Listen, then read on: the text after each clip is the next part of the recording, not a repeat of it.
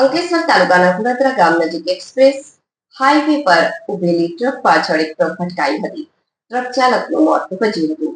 Delhi Mumbai express highway પર ગુણાત્રા service રોડના પહેલા ટ્રેક પર અકસ્માત સર્જાયો હતો. બગડેલી ટ્રક અડચણરૂપ ઊભી કરી રિફ્લેક્ટર પણ લગાવ્યા ન હતા કે એના સાઇડ સિગ્નલ ચાલુ રાખતા અકસ્માતનું કારણ બન્યું હતું. બગડેલી ટ્રક મૂકી ફરાર થયેલા ચાલક વિરુદ્ધ પાનોલી પોલીસે ગુનો નોંધી તપાસ શરૂ કરી હતી. અંકલેશ્વરમાંથી પસાર થતા superfast Delhi Mumbai express way highway પર ગતરોજ વધુ એક જીવલેણ અકસ્માત સર્જાયો હતો.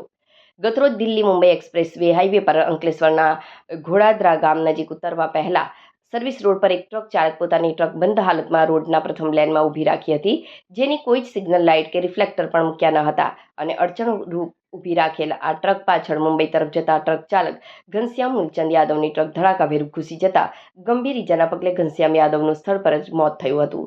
આ ઘટના અંગે પાનોલી પોલીસને જાણ કરતા પોલીસ કાફલો સ્થળ પર દોડી આવ્યો હતો અને મૃતદેહને પીએમ અર્થે ખસેડ્યો હતો. જ્યારે અડચણરૂપ ટ્રક ઊભી રાખનાર ફરાર ટ્રક ચાલક વિરુદ્ધ ગુનો નોંધી પોલીસે વધુ તપાસ શરૂ કરી હતી.